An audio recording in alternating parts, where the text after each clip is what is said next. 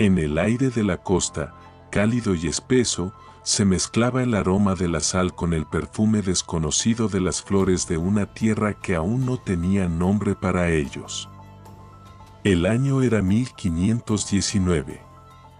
Para los hombres que desembarcaron de las naves que parecían montañas flotantes, era el inicio de una aventura de riqueza y gloria.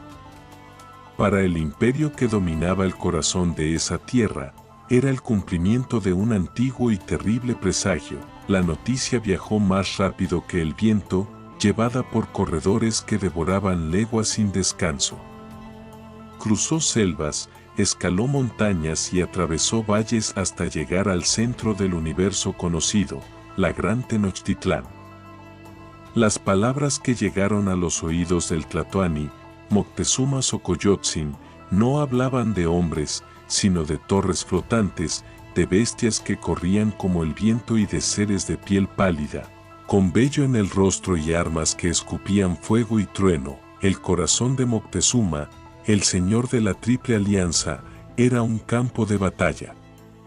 Un conflicto no de ejércitos, sino de creencias. Las profecías ancestrales hablaban del retorno del dios Quetzalcóatl, la serpiente emplumada, que llegaría desde el este en un año Ceeacatl, el año 1 Caña.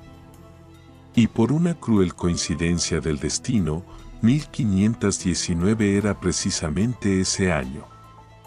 ¿Eran estos los enviados del dios? ¿O eran simplemente invasores, en la soledad de sus aposentos, rodeado de lujos que ya no le ofrecían consuelo? Moctezuma consultaba a sus sacerdotes y hechiceros. Los augurios eran sombríos, un cometa que rasgaba el cielo, el llanto de una mujer misteriosa en la noche, el agua del lago Texcoco hirviendo sin motivo. El imperio sentía un escalofrío colectivo, una premonición de que el mundo, tal como lo conocían, estaba a punto de quebrarse. Atrapado en esta red de duda y temor, Moctezuma eligió el camino de la diplomacia, o quizás, de la disuasión. Envió emisarios a la costa con regalos magníficos, discos de oro y plata del tamaño de ruedas de carreta, representando el sol y la luna, joyas de jade, la piedra sagrada que simbolizaba la vida, y sobre todo, intrincados trabajos de plumería, un arte más valorado que el propio oro por los mexicas. El mensaje implícito era claro: vean nuestra riqueza y nuestro poder, y regresen por donde vinieron. Pero el efecto fue exactamente el contrario. Para Hernán Cortés y sus hombres, aquellos regalos no fueron una demostración de poder, sino una invitación. El oro no era un símbolo divino, era una promesa de fortuna. La vacilación de Moctezuma fue interpretada no como la cautela de un emperador, sino como la debilidad de un líder temeroso. La codicia, una enfermedad del alma que los mexicas no comprendían del todo, se encendió en los corazones de los extranjeros. Cortés, un hombre de astucia afilada por las duras tierras de Extremadura, comprendió algo fundamental casi de inmediato: el poderoso imperio azteca no era un monolito. Era una estructura de poder impuesta por la fuerza, un mosaico de pueblos sojuzgados que pagaban un alto tributo en bienes y, más dolorosamente, en vidas humanas para los sacrificios en Tenochtitlán. El imperio no era amado, era temido. Y el miedo, Cortés lo sabía, era un cimiento frágil. Decidió marchar hacia el corazón del imperio. Quemó sus naves en la costa, un acto de desesperación y de genio estratégico que eliminaba cualquier posibilidad de retirada. A partir de ese momento, solo había dos caminos: la victoria o la muerte. Su primer encuentro significativo fue con los totonacas de Zempoala. Su líder, a quien los españoles apodaron el Cacique Gordo, los recibió con una mezcla de hospitalidad y queja. Les habló del yugo mexica, de los recaudadores de impuestos que humillaban a su gente y se llevaban a sus jóvenes. En los ojos de Cortés vio una chispa, una oportunidad, Cortés le hizo una promesa audaz.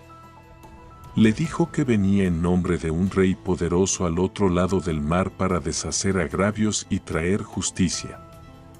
En un gesto de desafío calculado, animó a los totonacas a apresar a los recaudadores de impuestos de Moctezuma que se encontraban en la ciudad. El pánico se apoderó de los totonacas, pues tal acto era una sentencia de muerte. Pero Cortés, jugando una doble partida, liberó en secreto a los recaudadores, enviándolos de vuelta a Moctezuma con un mensaje de paz, culpando de todo a los totonacas pero presentándose a sí mismo como su protector. Con este acto de manipulación maestra, logró dos cosas: se ganó la lealtad incondicional de los aterrorizados totonacas y sembró aún más confusión en la mente de Moctezuma. Los empualtecas, ahora sin otra opción, se convirtieron en los primeros aliados indígenas de los españoles. Les proporcionaron alimentos, porteadores y guerreros. La marcha hacia Tenochtitlán había comenzado, no como una invasión puramente española, sino como una rebelión de pueblos nativos con un catalizador extranjero. El siguiente obstáculo era el más formidable: la República de Tlaxcala. Los tlaxcaltecas eran los enemigos mortales de los aztecas. Durante generaciones, habían resistido el poder de la Triple Alianza, viviendo en un estado de guerra perpetua, cercados, pero nunca conquistados. Eran un pueblo guerrero, orgulloso y endurecido. Para Tlaxcala, la llegada de estos extranjeros no representaba una liberación, sino una nueva amenaza. ¿Por qué cambiar un enemigo conocido por uno desconocido? Los recibieron no con palabras, sino con un mar de flechas con punta de obsidiana y el silbido de las macuahuitl, las temibles espadas de madera con filos de obsidiana. Las batallas que siguieron fueron brutales. Los españoles, superados en número de 100-1, se vieron al borde del exterminio. El poder de sus cañones, sus arcabuces y su caballería era innegable, pero la ferocidad y el número de los guerreros tlaxcaltecas eran abrumadores. Por la noche, en su campamento improvisado, los hombres de Cortés curaban sus heridas y escuchaban los gritos de sus compañeros capturados, sacrificados en las colinas cercanas.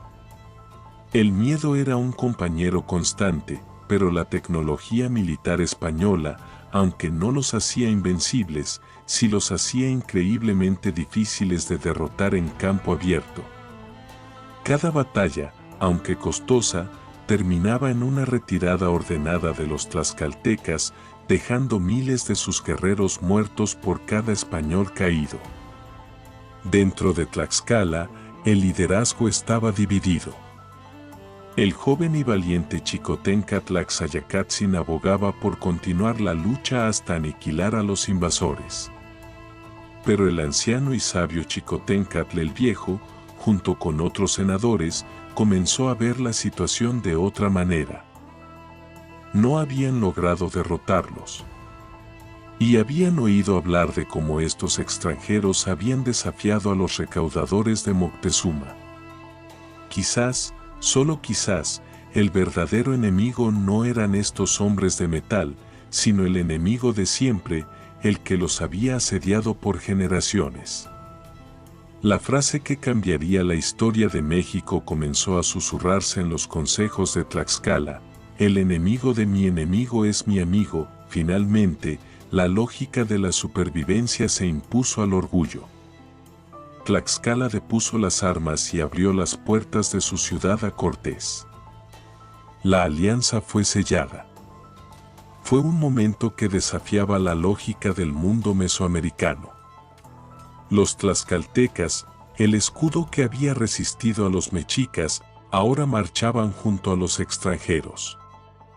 Proporcionaron a Cortés no solo unos pocos miles de guerreros, sino un ejército masivo, un conocimiento profundo del terreno y, lo más importante, un odio inextinguible hacia Moctezuma y Tenochtitlán. La marcha continuó, ahora como una fuerza formidable. La siguiente parada fue Cholula, una ciudad sagrada, aliada de los aztecas. Aparentemente, los recibieron en paz, pero los aliados tlaxcaltecas de Cortés le advirtieron de una emboscada. Trampas ocultas en las calles, piedras en las azoteas, un ejército mexica esperando en las afueras. Cortés actuó primero. Convocó a los nobles de Cholula en una de las plazas y, a una señal, la masacre comenzó. Durante horas, los españoles y sus aliados tlaxcaltecas, desatando su furia contenida, pasaron a cuchillo a miles de cholultecas. La matanza fue un mensaje brutal enviado a todo el Anáhuac. La piedad no era una opción. La resistencia sería aplastada sin misericordia. Ahora, nada se interponía entre ellos y el Valle de México.